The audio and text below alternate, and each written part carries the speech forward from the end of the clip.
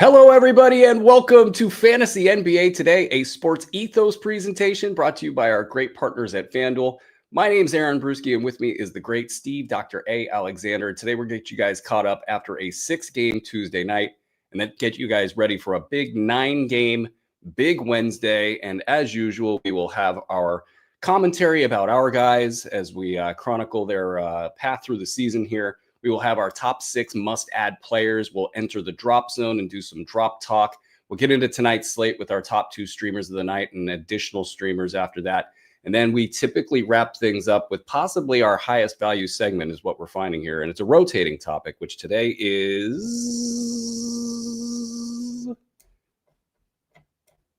add or pass. It's add or pass. How you doing, Steve? I'm great. I'm good. Brew, I'm doing this show, and then we're doing Q&A with Dr. A, and then I'm going to write, I believe it's a waiver-wire column after that for Sports Ethos. So, dude, you're in it, man. A lot going on. It. Get your questions in. I don't know where we're caching those questions. Are we doing it here in this this YouTube chat, or you can send them to Ethos Fantasy NBA on Twitter? You could send them via carrier pigeon.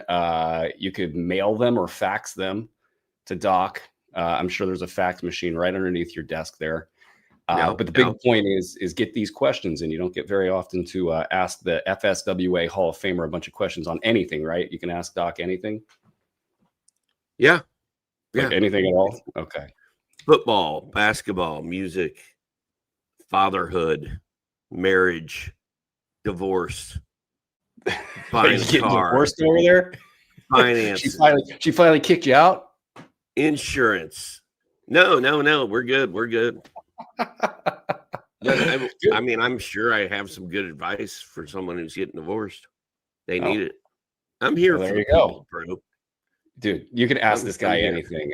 You could ask him about today's news, which we had kind of a little bit of a newsy day and a little bit of a newsy night. I don't know. We'll see as we get through here. We got Cade Cunningham and Asar Thompson return to action. So Detroit even better now. Keegan Murray is slated to make his season debut on Thursday against the Grizzlies. Shout out to Keston Paul and the Ethos Fantasy News crew for breaking the big news that he was assigned to the G League that nobody gave them credit for. I'm kidding there, but it is great that Keegan Murray is coming back. Joel Embiid doubtful for tonight's game. Paul George out. Domantas Sabonis out tonight against the Thunder. That's usually then a game that the Kings will win in OKC. Kidding, guys. Giannis Antetokounmpo out for probably 2 weeks. Stephon Castle, left hip flexor strain, a 1 to 2 week timetable there. Everybody's griping about injuries on the internet. LeBron made his debut last night, and it was a tight game for a little bit there, and then they ran away with it. Los Angeles Lakers, that is, they did. Jalen Brunson, officially questionable tonight, so he's trying to get back, currently at shoot-around. And then Cooper Flagg downgraded to questionable with an illness. Colin Murray-Boyles downgraded to doubtful. And Jaden McDaniels, with the 5th longest games played streak in the NBA, that stat courtesy of John Krasinski of The Athletic, left wrist sprain out. Anything tickle your fancy there, Doc? A little worried about Cooper Flagg and the Mavericks and the sinking ship that they're all on together. Surprised that Brunson's coming back this soon, possibly coming back this soon. Felt like he was going to be out longer than that. I'm not surprised Joel Embiid is, what'd you say, Embiid out, George questionable, or flip-flop that? Embiid's doubtful. He's doubtful for the season. Yeah. Keegan Murray coming back. Exciting, but man, it's crowded there in Sacramento.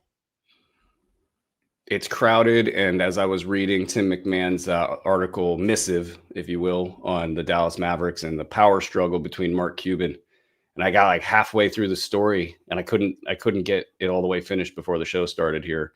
That's kind of the Sacramento Kings as well. It's just all that crap going on at the same time. Let's get out of the news then, because it doesn't sound like anything was exciting. Was it exciting watching LeBron last night? Did you watch LeBron? I watched that entire game. Yeah. It was exciting watching Luka. It was exciting watching your boy Jake LaRavia. Oh, hell yeah. It was exciting watching Austin Reeves. LeBron was just kind of there. He shaved his head kind of finally. And he played well. He had a double-double, but it was weird. It was a weird LeBron game. He clearly this is Luka's team now, dude. All right. He looked. That's good to note that you're the hair police right now, and he looked svelte. And he looked quick, but it is game one. All right, let's get into our guys. What do we got here, Doc? Who would you like to talk about for your Dr. A's guys of the night? Well, of course, Dennis Jenkins, my man. Not an incredible line, but he started our man, our guy. I was on him first. You were first. Yes, I will share with everyone who was lucky enough to pick him up. Jenkins played 30 minutes, started again with Cade playing, with Osar playing, 14 points, 7 assists, 3 steals, and a 3-pointer. He's up to 29% rostered. Now, it's going to be a total bummer when he gets sent down to the G League and has to miss the required, 32 games that he's required not to play for this team this season. Is it 32? Something like that. That's going to suck, dude. Like, I'm not looking forward to that. I'm praying that Detroit signs him to a full deal, gets the 2-way out from in front of his name. Do you think that they will do that mid-season? Do you think it's possible? I think Trajan Langdon in Detroit is a smart man, and if he's watching this show, he'll take our advice and just get that done right now, today. Don't worry about leverage, just do it. Oh, hey, Doc, did you know that we talked about Dennis Jenkins for 16 minutes yesterday on the show? 16 minutes. It's not enough time. Frankly, it's not. But, as I told the commenter, I said, I do admit we have a problem, and that's the first step to getting through the problem. Oh, was it a viewer comment? Like, they're like, dude, it was a viewer comment. Yeah. No, and it's good. Hold us accountable. Like, we got a lot to get through here. But I think with Jenkins, he's one of my B150 players of the night as well. And we're not going to go long here. But what I will say is I believe in the season-long value. I believe and I was about to break into song there, but I believe that he will do kind of what he did in this last 6 or 7 game stretch. He's getting 30 minutes a night. Now, right now, he's like a top 50 to 70 value on the floor in 30 minutes, which incidentally is what he got with Cade back in the lineup last night. And Cade shot 21 times off the top of my head. So Cade, huge high volume game. And really, what's the next question, right? It's oh my God, I'm blanking on his name, is bench player Jaden Ivey. When Jaden Ivey gets back, what is going to happen with Dennis Jenkins? Is it going to be, less shots? Is it going to be less minutes? What does this slide back to? I think he'll keep it above top 125. And then I think people will get hurt, traded, whatever it's going to be. Dennis Jenkins will be on the floor. I believe in his season-long value here. And okay. Yeah, I mean, he looks great. And that's really the first time I've been able to sit down and watch him play. So I was kind of excited about that because honestly, for being that fired up about a guy that I couldn't have picked him out of a lineup. If you put 6 guys in front of me, I would have no idea. I would have had no idea which one Dennis Jenkins was, but I know now. Charles Barkley and Shaq, they have no idea. They would completely fail that one. He's got some good hair on him. Buy low. Like it seems like you're buying high in a way, but right now people are very concerned about 2-way contract and Jaden Ivey, whose name I couldn't remember a few seconds ago. Don't worry about that, guys. Just get in there. He's a good enough player to do what he's doing and deal with the lull. The lull will be momentary. The lull will probably be fine. Who else you got as a guy of the night? The other ones, I mean, we don't have to spend any time on it. Luka Doncic, my guy, 37 points, 5 boards, 10 assists, 4 steals, 2 threes, big win. I might have bet them live. I might have bet the Lakers live and hit that. But Luka, this is Luka's team now, man. And Luka and Reeves have got a special connection, I think. And you add LeBron into that mix, and LaRavia and Marcus Smart and DeAndre Ayton. And I think the Lakers are going to be pretty okay the rest of the way. They look good, but then again, it was Yusuf Nurkic on the defense last night, and I turned that game on for 10 minutes and watched 10 minutes of Yusuf Nurkic just getting absolutely annihilated, and I felt bad. I wanted to say something. It was impressive how badly he was getting carved up, but I was like, I haven't watched the other parts of the game. Maybe he had a great game prior to those 10 minutes, so didn't really want to just blow him up like that. My other B150 guy of the night, I also won't spend a lot of time on, we talk about him all the time, is Desmond Bane. And I've been sitting here begging for steals, right? And so what does he do? He pays me off 23 points, full stat line, 5 steals. I knew they were there somewhere, and I got them. I'm manifesting for everybody, folks. I'm manifesting, and you guys can just ride the manifesting train. Yeah, I can talk today. That's the thing that's happening. Let's get into our top 6 must-add players of the night, Doc. Who would you like? Dennis Jenkins is on my list. Nickeil Alexander-Walker had 24 points.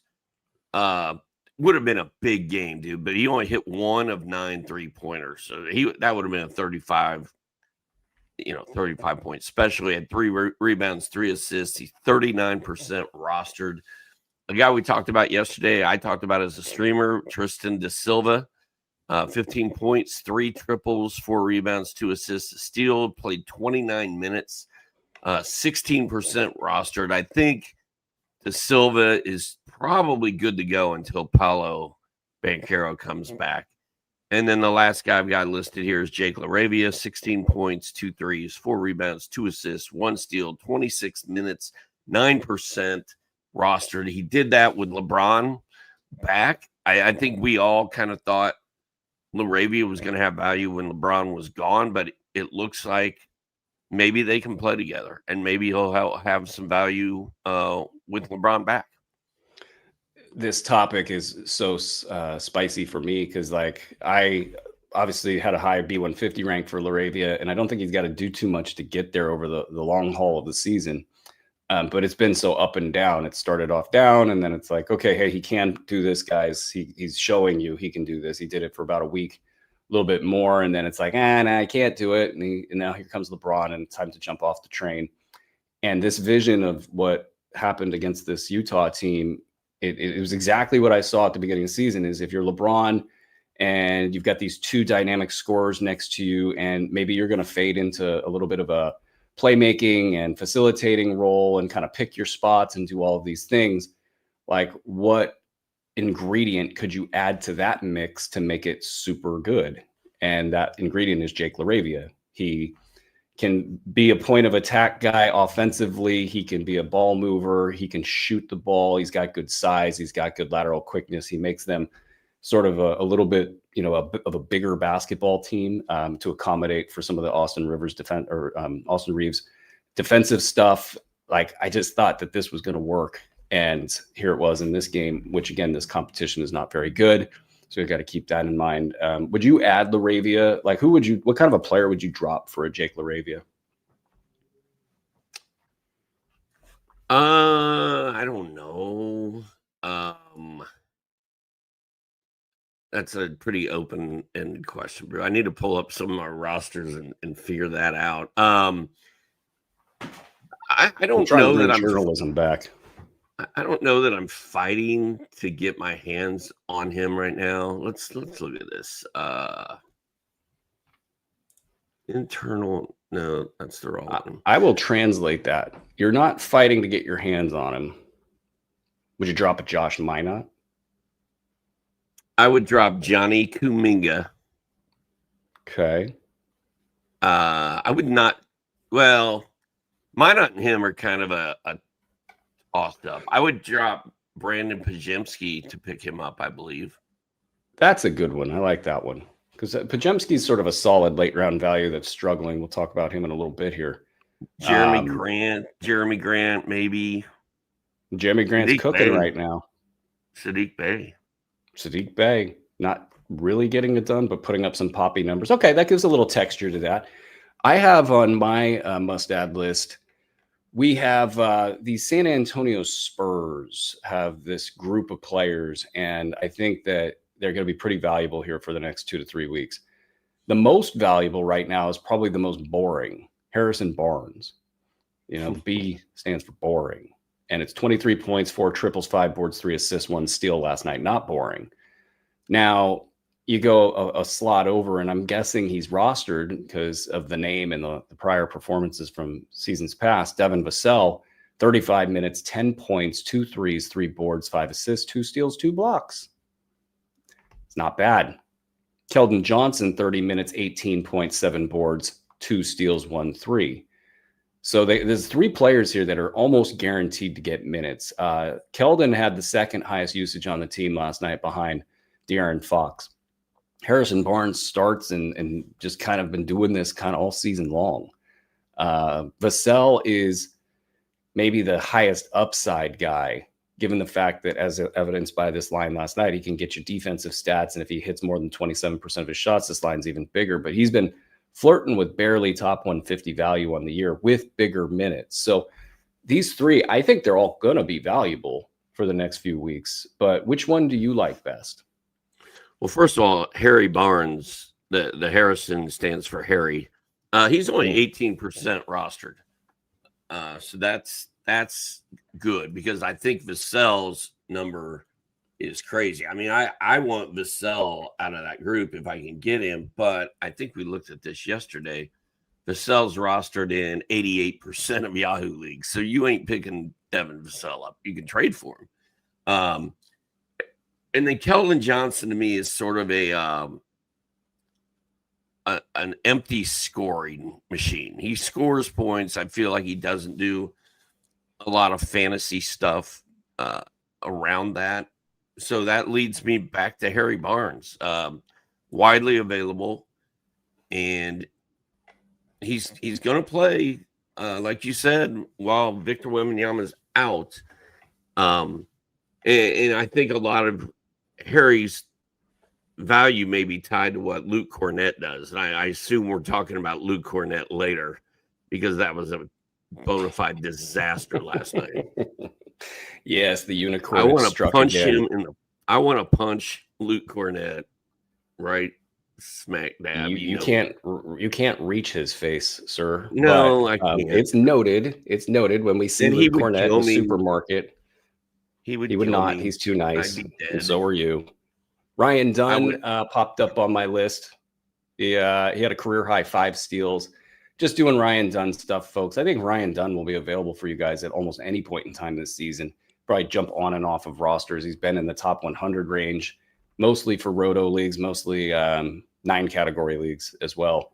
So a little bit of an odd duck there, but it's definitely something to keep an eye on. If there's another injury in, say, a Royce O'Neal, even at one of the backups there where he can start to get 30 minutes a game, I think that could start to be more of a mid-round value. That'd be nice for you guys. Day'Ron Sharp popped off with 16 and 7, 2 assists, 3 steals in 18 minutes as the roller coaster for the 3rd best fantasy player in Brooklyn continues to ride around and go nowhere. We got Anthony Black had a big line. 21 points, 4 boards, 2 assists, 2 steals. Hasn't really cracked the top 150 at any point in time this season. So I'm not that excited about an ad, even with Paolo Banchero theoretically out for a bit. But it's worth noting. And then the big poppy line that I don't really know what to make of, Vince Williams, 14 points, 8 boards, 9 assists. Terrible everywhere else.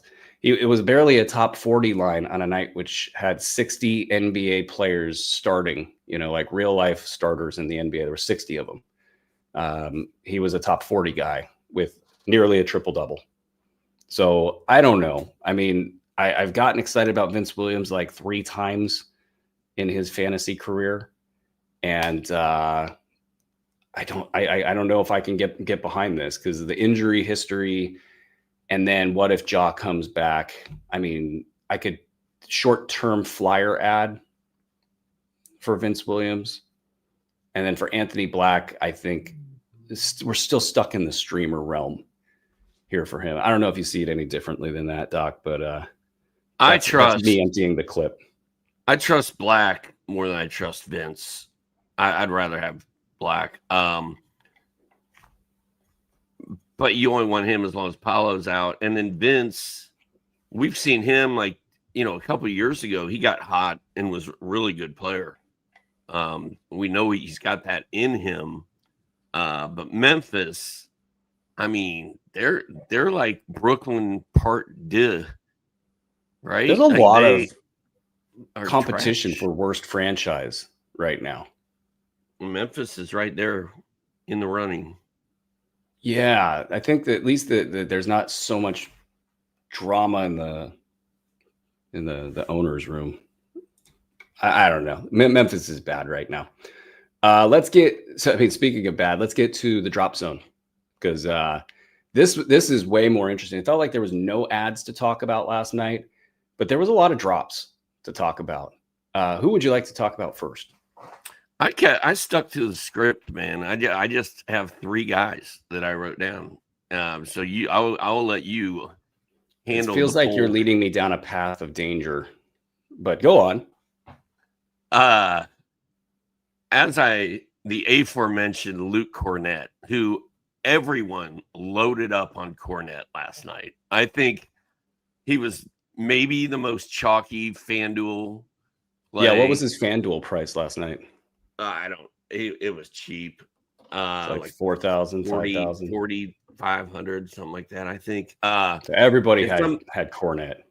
Somebody in my little 5-man deal that we do is like, boy, you guys sure do have a lot of faith in Cornett without ever seeing him do anything this season. He's like, I'm going the opposite direction. And guess who won?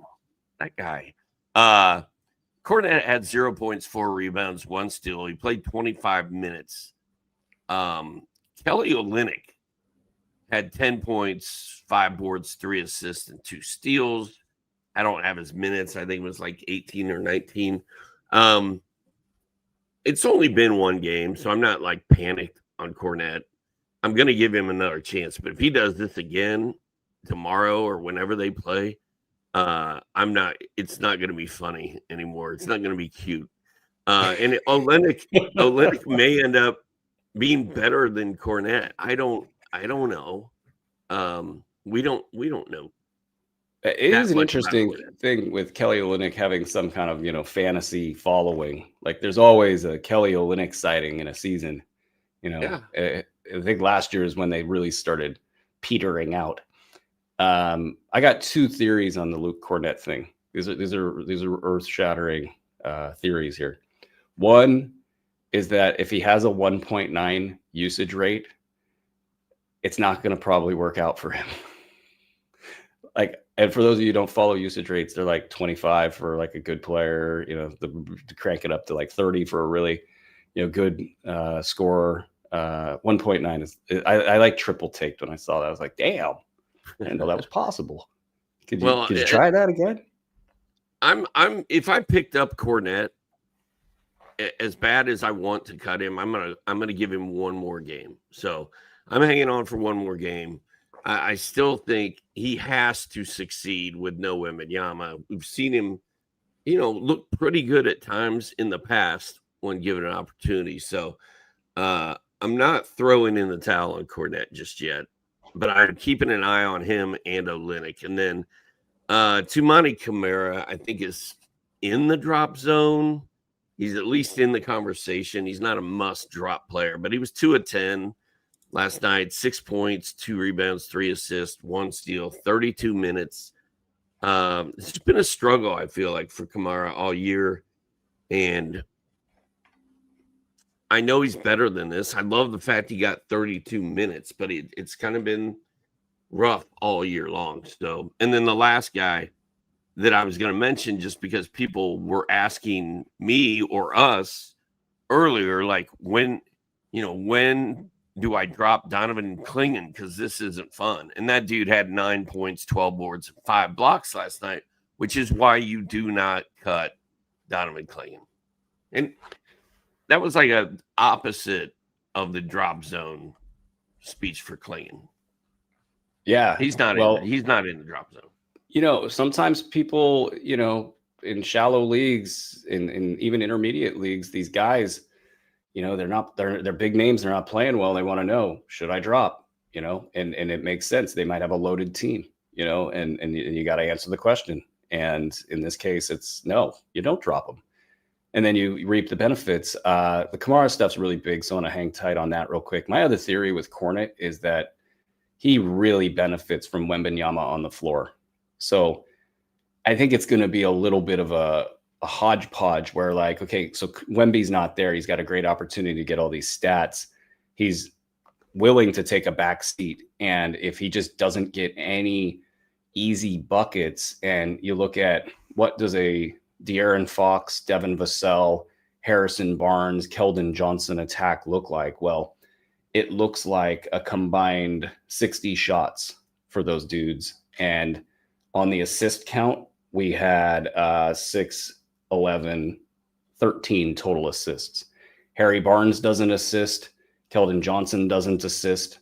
Devin Vassell had 5, so good on him, and Fox had 3. So they're kind of carving through a bad Memphis team in this game. We need to see something a little bit more traditional where the big man actually catches a pass, actually does something with it, and that will make Kornet go up and down. But with Wemby in, he's just going to go 7 for 7 with 7 dunks and take care of the points and the field goal. And then it's just, can he get the steal on the block and the boards for you in that situation to make it all come together? So it's probably, with the concern of what happened last night, it might be that he's just a 150 guy. And I think that he's not a must hold. I think that he's a speculative hold. He's got some upside potential within a small sample of 2 weeks or however long Wemby's out. But I think that's good enough to hang on to. It's not must hold, but it's good enough to hang on to. So try to hang on there and see if you can get to the next game, like Doc said here. But Kamara finally had the hype of the community, the fantasy community behind him. He was going at like 60 in drafts, if I'm remembering correctly, like 60. And he's been just terrible all season long. What are you doing there with Kamara? Are you all the way out? No. I know he's better than this. I think I'm just going to keep. We're 1 month in, right? I think I'm going to give him till Christmas. You just going disappointed dad? Like, if he still sucks on Christmas, I'm moving on. All right. Hopefully he figures it out by then. That seems lenient from you, but he was a top 60 pick. Yeah, I cut him once. Remember that? I think I told you on the show I cut Kamara, and you guys were like, ooh. And then I went back and picked him up. So I know he's good enough, Brew, that he can turn it around at any time and start balling. And I don't want to watch him play for somebody else's team and then have that team destroy me. So I'm nervous about cutting Kamara more so than I am other guys. The thing that's keeping me from being more aggressive with some drop talk here is that team is really not that deep, and you're already seeing guys hit the injury report. Now, Jimmy Grant's illness is not a big deal, but Drew Holiday's got a big injury history. Scoot Henderson hasn't even hit the court yet. One other player, Denny Abdi, has dealt with stuff. Like, one other player that gets high usage goes down, and all of a sudden it flows over to Tumani. That said, we need to see something at some point. That, like, you can't just have muted lines the entire time and have it work out long term. So some buy low potential for sure. That might interest me more than anything, is you could kind of just throw any active body in a deal for Kamara right now, and the opposing GM has to pretty much take it seriously. So a couple angles there. I would hold on, like Doc said, especially in 9-cat formats. 9 cat formats trend toward head-to-head. So some of this stuff is even more dire in those situations, but he is capable of being a multiple defensive stat guy with good scoring, rebounding, and all-around play. There's something in there. We'll give it a little bit more time. Who else is in your drop zone, Doc? Are you already through your drop guys? I have extinguished as the woman. So I had to call a customer service yesterday, and she was clearly in a foreign land and was struggling with the English language. And I think AI was telling her what to say to me based on what I said to her. And she said, I am going to put you on hold while I exhaust all of my resources in this matter. Well, go ahead. I called the plumber the other day and had an AI agent pick up and try to have a conversation with me about life. And I was very, very, very thrown off. Why is my plumber doing this to me? This is not cool. The last thing I have before I exhaust all of my resources on this is Luke Cornett was $5,100 in FanDuel last night, and that was money not well spent. You're just twisting the knife. Brandon Pajemski was on my list. I really think this is about the other players catching up to him. The Moses Moody, who's also on the list, 6 points, 1 triple, 4 boards, 2 assists, 2 steals. Pardon me, that's not right. I'll get that corrected. My dictation software clearly hanging me out to dry there. But Moses Moody, he was. I'm way more into Moody than I am Pajemski. Like, I'd much rather have Moses Moody personally. Yes. And he played 30 minutes last night. Like, the signs are there for him to be good. Yeah, and the stats on that were 2 steals. Thank you. It omits the W in my word 2. It's not cool, guys. Not cool. Maybe I have to upgrade that. But seriously, Moody is the guy there. They talk about him all the time. Hell, Will Richard could surpass Brandon Pajemski at some point in the pecking order there. So I'm good with dropping, like you mentioned, dropping Pajemski for Jake LaRavia. Easy. Yeah. I mean, I just don't think you're going to lose anything dropping Brandon Pajemski. And he was even getting punked out there on the floor and kind of reacting in a kind of a punk sort of way. Like, I didn't like it. Anyway, so Moody, definitely hold. I'm willing to drop Pajemski. I'm willing to let the dream die for Ron Holland. 19 minutes, practically 0 production. How I got the Luke Cornett usage rate number was I looked and I saw Ron Holland's. It was 4.8. And I was like, damn. And then I just saw a click over. I was like, oh my God. How do they do this? And so Ron Hollins is not getting the ball. Josh Minot had a decent little game, but not enough to really extinguish the fire. 19 minutes, 10 points, 3 triples, 4 rebounds, no defensive stats. Deep sigh there. I don't think Joe Mazzulla is going to cut him loose this month. I think it's a 2026 kind of a thing. So you might get ahead of that. And I don't think he's a must-hold player at all. It's sad to say, but you got to just be ready to move when the tides change, because there is a good value in there somewhere at some point in time this season. Anthony Simons, 11 points, 2 triples, 4 rebounds, 5 assists. This is a spicier one because people they paid something for him. They drafted him toward the top 100 or something, and there's a name, and he's had big poppy lines for the last couple of years. Goes to Boston, can't get anything done at all. Like, do you think this is going to change for him? Because right now, for me, the juice isn't worth the squeeze. I'm ready to move on. But what do you think? On Minot? Simons. Oh, Anthony Simons. My bad. Wrong Celtic. Dude, I was not into Simons coming in. He's a good player. We know he's a good player. But his role in Boston and his future role in Boston is so murky and weird that I just don't think they're making much of a priority out of him at all. So, I'm fine with moving on from him. Speaking of moving on, and speaking of any way you can segue a show using the word speaking, we are into our top 5 or 10 streamers for the upcoming night. We need to get your top 2. Oh, we got the news that we were thinking was going to happen here.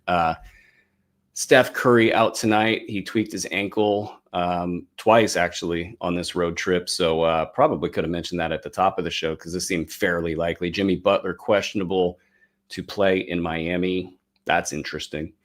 Draymond Green and Buddy Hield are questionable with an illness. Jonathan Kuminga, or Johnny Kuminga, as you like to call him, is out. Al Horford out.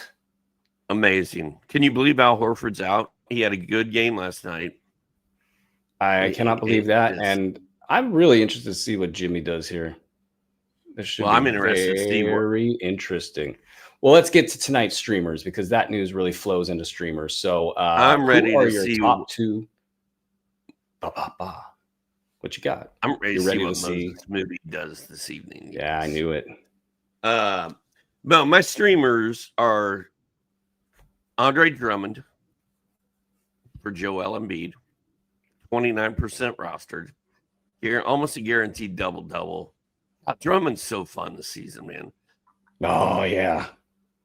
And then I did not realize Brunson was coming back already, so I was going to talk about Quentin Grimes, but I think if Brunson's playing, Quentin Grimes is not all that attractive.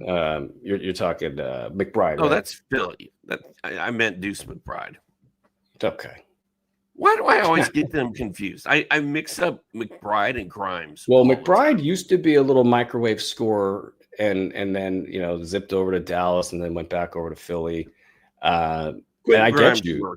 Quentin Grimes works because Paul George is not playing tonight. Go Quentin Grimes. Quentin Grimes works because he's the man. That's why. 42%. The P150 darling. That means 42. there's 58% of leagues that have no clue and they aren't playing right now. I think there's a solid 60% of Yahoo leagues that literally don't play after the first night. Like maybe they're just AI bots playing basketball. No, I wonder how many of them are mock draft, like shells. It ain't, like mock. They need to update their algorithm with that stuff. Okay, streamers. And then the last one is Brandon Williams, Dallas point guard, 21% rostered. Those are my three guys tonight. I felt like there was two categories of streamers heading into this night, which there's a lot of basketball to play. And some of them are like, okay, obvious. Sam Merrill is like Mr. Streamer. Like nobody cares for him. He's going to get you 4 or 5 3-pointers. And if you need them that night, that's great. The overall value is there for him. I'm not going to, diss on Sam Merrill, but it just feels like he's totally available, constantly in a streamer slot. You've got your classic kind of Davion Mitchell, Pell Larson, Drew Smith combo against a Golden State team without some players. You've got the Tim Hardaway Jr., Peyton Watson bounce back game, which we could talk about that trio in a little bit here. You've got what else? You got you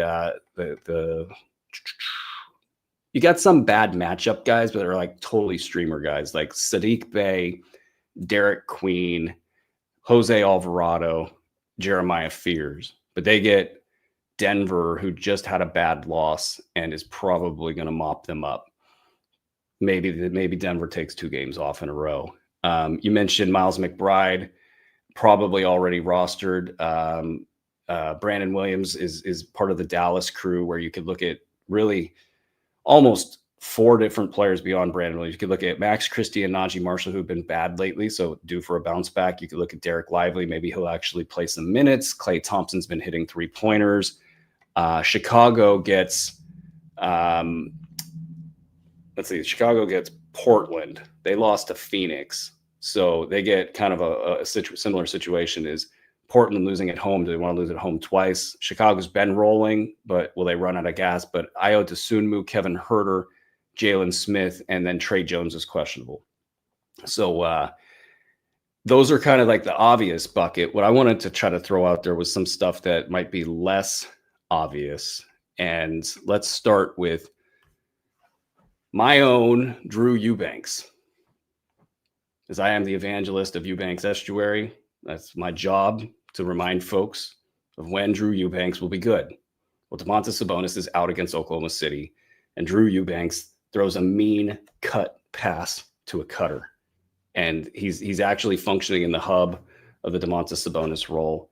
He could pop off with 8 points, 5 rebounds, 4 assists, and 3 blocks. You heard it here first. This is what's going to happen tonight. I got more, but do you have anything to say about all of that? Did I blow your hair back with that? Yeah, I'm like the Maxell poster of the guy sitting in his chair, hair blowing, and he's just being blown away by the sound coming out of his blown away by the amazing analysis that I'm providing for you off his Maxell XL2 tape. So I got tired of hearing my own voice is what happened there. Yeah. I think the Eubanks call is an interesting one. That's what I aim for, is interesting and not obvious. And do we know, is Sadiq Bey playing tonight? That was one of the things that crossed my mind when. That's a good question. I do think there was a questionable tag for him, but for some reason it's because it's New Orleans, nobody cares. While I'm digging for you guys, I'm doing the work. Moussa Diabate at Indiana, I kind of think he should be rostered in all standard formats at this point. Like, he's been a late round value all season. Ryan Kalkbrenner probably can keep his current role, and Diabate can keep his current role, and they can just both be productive. Indiana, like, they're terrible. Isaiah Jackson, I think Isaiah Jackson, for whatever it's worth, his top 150 production, he might have trouble in this game because Kalkbrenner is bigger than him, and I don't think Jackson can kind of outmaneuver him. And Diabate is got him on everything: speed, strength, explosion, skills, talent. So it could be a bad night for Isaiah Jackson. Hard to say, but Moussa Diabate, I think, is a under the radar one. And then I'll wrap it up with some deep cuts here. Dominic Barlow and Trendon Watford at home against Toronto. You got no Kelly Oubre. You got Paul George and Joel Embiid out. Just a little bit of added opportunity for these guys. Noah Dembona, Andre Drummond, like, plays a lot of minutes now and has 3 games in 4 days. Like, kind of a good time to get him some rest, though I don't think they will. Maybe they play him 28 minutes instead and let Trendon Watford go run around and score buckets. So what did you think of that, Doc? Did that blow your hair back? Deep dives, deep cuts. Deep cuts. So deep, in fact, that I don't know if I can. You can't even venture a response. They're so risky. I'm trying to think. Would I use Watford in a FanDuel lineup? I don't know if I can, man. Do it. We're gonna get to what to watch. I think I might be. I don't want that. So, like, Andre has electric shock things, connected to me if I talk too much. I don't want to get shocked. Let's get to what to watch for. What are you watching for tonight, Doc? Well, the 9-3 Houston Rockets are at the 10-5 Cleveland Cavaliers. Houston's a 1.5 point favorite on FanDuel at -106. I like that. I'm kind of all in on Houston right now. Not to win it all. Oklahoma City is still easily a favorite, but I think Houston's really good. I think they want to go to Cleveland and make a statement. I kind of like the fact they're favored like that. So I'm kind of excited about that game. And then the other one is the dog of the night. You talked a little bit about it. The 4-10 Charlotte Hornets at the 1-13 Indiana Pacers. Like, something's got to give here. The Pacers are so bad right now. They're getting 1.5 at -110 on FanDuel. They're +106 on the money line at FanDuel. Give me Indy. Give me the Indy money line at +106, bro. They're at home. They need a win. Like, they should be better than this team. But I'm worried about Diabate and Kalkbrenner, like you said, just dominating the paint. Your guy Konkanippel over the Pacers big man. And Konkanippel, he's been Knippling out there. He'll probably be in my FanDuel lineup. Yes. I would like to say that I'm the first person to use that as a verb. Knippling. He's knippling. Let's make it happen, people. I would be watching, and from a betting perspective, I was just quickly looking over the slate. The one that seems probably most interesting to me is Washington at Minnesota. And Washington just got burnt on a bet like this similarly a couple days back. Minnesota, looking at Washington walking into that arena, probably willing to take a night off. 16 points for the Washington Wizards is sort of my lean, but nothing stands out to me as an obvious bet spot here. And except for maybe, well, no, let's go with no. I'm also watching. There wasn't a lot of the Houston Cleveland game has got a lot of sizzle, so I'm fine watching that game and kind of calling it a night. But I'm mostly watching players tonight. I'm watching Andre Drummond in Philly, Reed Shepherd against the Cavs, Keon Ellis when he's really needed against Oklahoma City. That saga, when do they pivot into the Keon Ellis portion of the season, is always a question everybody should have on their mind, even though it's not a fun one. Derek Queen against Nikola Jokic. That should be funny. And he might actually, not be as bad as others would be in that spot. Just maybe he'll learn a couple things. Also, we've got this possible Bam Adebayo and Khalil Ware playing together question that's being floated by Ira Winderman of the Sun Sentinel in Miami. He's a 25-year writer. He's asked this question and he's trying to figure this out, just like we all are. And Eric Spoelstra seems to be very coy about all of this, kind of basically saying, I don't like it right now, but I might like it tomorrow, and we just don't know. So what do you think, Doc? Is this a good time to try to buy into Khalil Ware?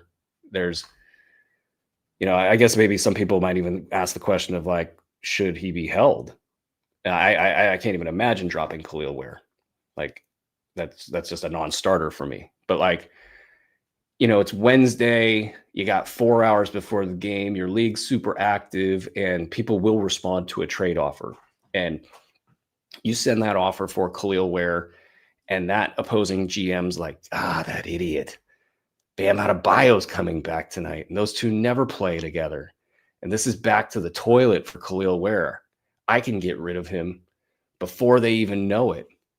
What would you do, Doc? Do you try to make this move? Do you send across a top 75 or a top 90 or a top 100 player to try to get Khalil Ware kind of in advance of the lull?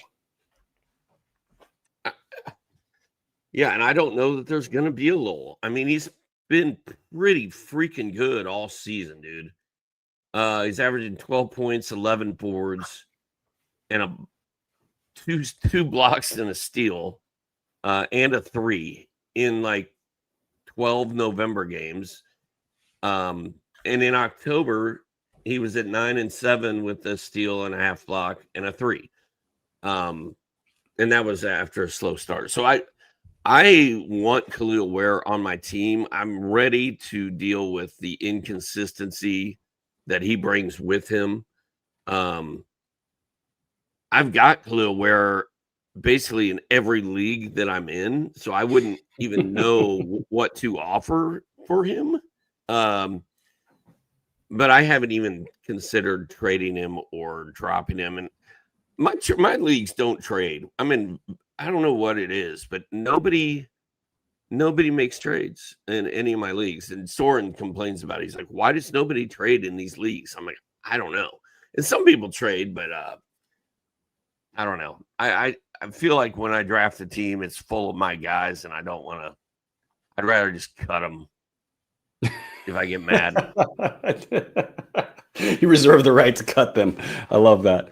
That's good. That's good stuff. Well, and then the other thing is in the Denver kind of trio of Cam Johnson and Peyton Watson and Tim Hardaway Jr., we got the big Cam Johnson line, in the first one.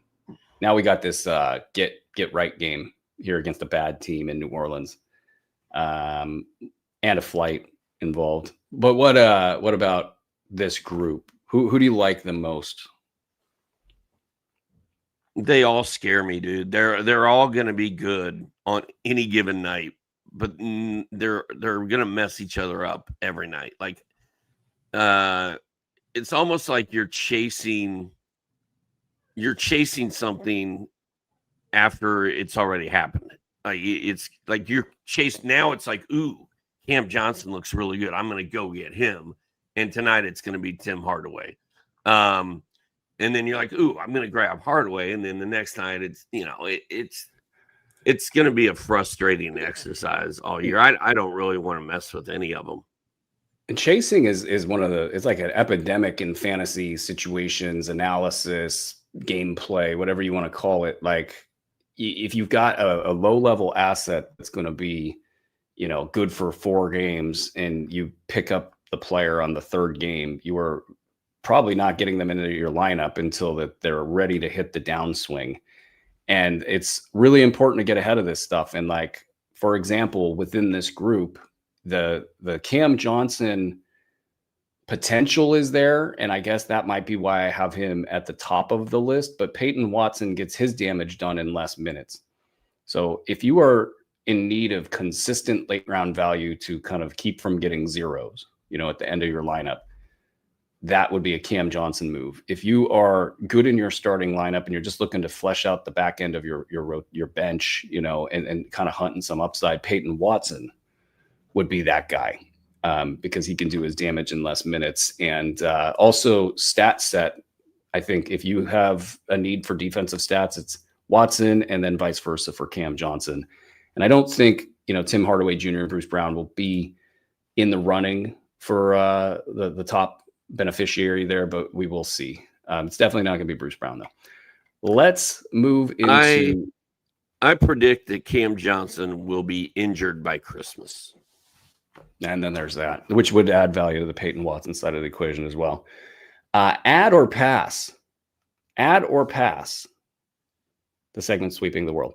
Wendell Carter Jr., add or pass?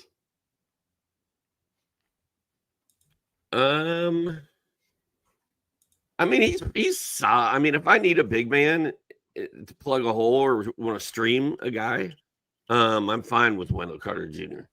I don't know that I want him to be a full-time center for my team. I like to think that I have centers that are better than him, but I think he serves a purpose in fantasy leagues and is a decent player. If for those of you who suffer a Wemby injury, I think Carter's a good pickup. He's been great this season. Like, for me, he's exceeded expectations. He is integrated into the offense, and he's getting as many shots as Desmond Bane some nights. I really think that they need to use him more in Orlando. Maybe that's part of the uptick here, is they're realizing that to kind of spread the usage between the high usage players, they need somebody to set screens and act as a secondary facilitator, and that would be Wendell Carter Jr. So I am good with an add. I consider him a must roster player in standard formats. Grayson Allen shows up on this list, and that's probably because he's not rostered enough out there. That's got to be why he's on this list. He shouldn't be on this list. Yeah, apparently he got dropped in places. Really? What are we doing?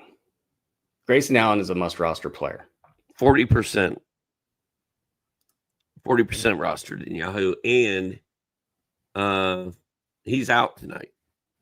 Yeah, go drop anybody on your team and go get Grayson Allen. First round value for a little bit there. When he got injured, he slid back out of that per game ranking. Dude, looks great. He actually, what he did? It just in regards to this knee injury. So there was a film from before the game. He was trying to dunk off of his good leg, and he couldn't do it. So then he said, "Screw it! I'll just standing right underneath the hoop, no run, no momentum." He just said, "Okay, I'll use both legs," and then he dunked it.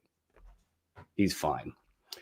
I can't believe you haven't talked about Colin Gillespie today. I think Gillespie's a great play again tonight. He was solid last night. It's a good play. Is he on our list? He hasn't been mentioned, and I guess that's my fault. I kind of think the Colin Gillespie story is over. Like, that's where I'm at with it, and I know that people are kind of like, yeah, add Colin Gillespie and all of that, but it won't be against Sports Ethos readers or listeners or viewers. It'll be against somebody else's viewers and listeners and all of that. Because Colin Gillespie, 18% rostered. I don't, I guess, get it, but sure. But that's with the film work and on and on and on and on. Colin Gillespie will be fine. If it's a full house in Phoenix, he will be glad to play 20 minutes and give you a top 125 line. He's happy to do that. But in the real world, when there are injuries and there are needs for him to play 26 minutes and eventually play 30 minutes, and heaven forbid the big one hits, and he's out there playing 32 minutes a game. I hate the comparison because it's like white guy on white guy, but it's like he's the next Austin Reeves. Not going to be that good because Austin Reeves is taller, has more length, but Gillespie's not as short as people think he is. And as far as all of the ball skills and being able to shoot and do all the different things, he's a good defender as well. It's all there. It's all there, guys. So buy low while there's confusion.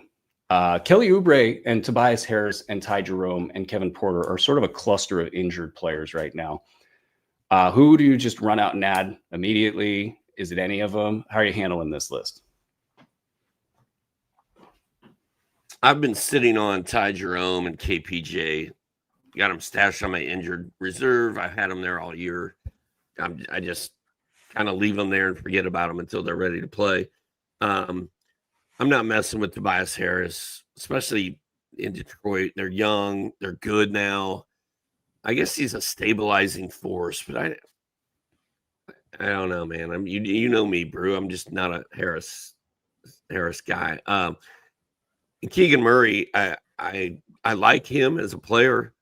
I don't like how jammed up things are going to be in Sacramento. They already have too many guys who want to shoot the ball on that team, and you add him to the mix, it's just going to muck everything up even more. They could tell him he should take 20 shots a game, and he would probably find a way to not do it. Like he's that dude. It's a mess. They're gonna, something will happen. It'll be big. It'll be within the next 2 months, and it'll shake up the board, and then we can kind of reassess. Keegan Murray's a must roster player, I think, because he's that good, and theoretically, they paid him, and also there has been word out of Sacramento that they want him to be the man, for whatever that means. But they're gonna try. And that's more than they've done in the past. And he's been a valuable player in the past when they're not trying. Now they're going to try. I'm with you on Ty Jerome. I mean, this looks like a big potential, surge for whatever percent of the season for him. Tobias is low enough upside where I could pass on that. And then Kevin Porter Jr. is interesting because what do you think of Ryan Rollins impacting him? Oh, I mean, it's scary stuff. They could totally be splitting and be a timeshare, or they slide Rollins over to the two and play them together. But I just know Kevin Porter Jr. is good enough that I'm not going to let go until I see what this looks like when they're both healthy.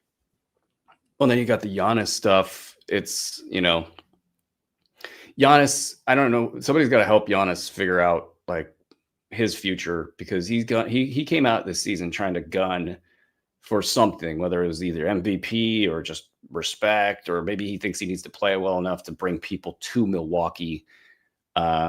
He's not ready to yet be the number 2 guy. Whatever's happening, he's playing too much and too hard. And now he's already out with a groin injury, and this season going downhill just tips it more in favor of guys like Kevin Porter Jr.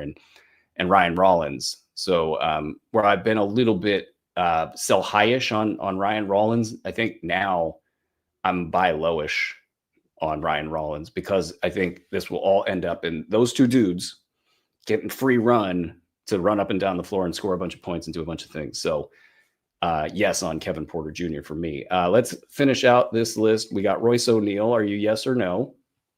Add or not?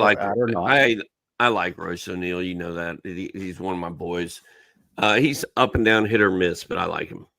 Yeah, me too. When he has a good night, he does a little bit of everything. I'm going to shorten this list to 2 more players. Isaiah Jackson, what do you think? He's no, about top 150. No, thank you. Okay, yeah. He had one big line, and I'm very concerned that it's a dud tonight. I don't think he's a must-add player by any stretch. Bilal Coulibaly. I added him in a league the other day, and then I went and looked, and there were other players that were better, and I dropped him. I think if you're in a deep league, you can have him on your roster, but I don't know. I feel like he's going to be hit or miss all season. I think like the fact that you have even messed around with him highlights what we're all working with here is a guy that's got some upside, and Washington has some issues. He's got issues, but in the 5 games that he's played, he's at least flashed the upside. And for me on this team, and especially with them losing so much, they're looking for differences. They're looking for something to change something. And Bilal Coulibaly will be an agent of change one way or another because he hasn't been playing. So I'm good with the add of Bilal Coulibaly. I might even go as far as to say he's a must roster, not a must add, but a must roster player in 12-team standard formats. So that's my big take to end the show. Doc, feel free to say whatever you would like as I get us out of here. I'm good, man. Sweet deal. I'm getting ready to do a Q&A with Dr. A, man. Oh, yeah. Yeah, that's right. Thank you for bringing that up because we have the Q&A with Dr. A. We've got the box score breakdown tonight. My guess is that it's William Harris tonight since it was Tim Woodson last night. That's great, by the way. At the end of the night, you're getting a deep breakdown of all the action. And, you know, it's just something that's another thing we offer for free here at Sports Ethos to make sure that you guys are winning your fantasy leagues. Speaking of free, we have our blurb feed at sportsethos.com, which is just amazing. Like preparing for the show, I'm able to look at the most important stuff. I can look at injuries. I can look at buy lows. I can look at sell highs. It's really, really cool what those guys have cooking in the tech team for you guys there. Our app is out and free. You can get that at the Google Play or Apple App Store. Make sure you're up to date on the go. You don't have to sift through social media stuff. Whether you're looking at the blurb feed or the app, you have access to tools and stats and all sorts of good stuff at either location.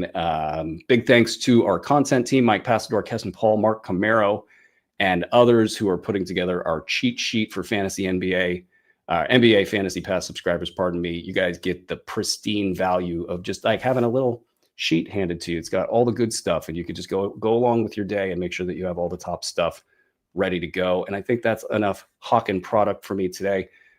Check out Doc's Q&A on the other side of this show. Get your questions in.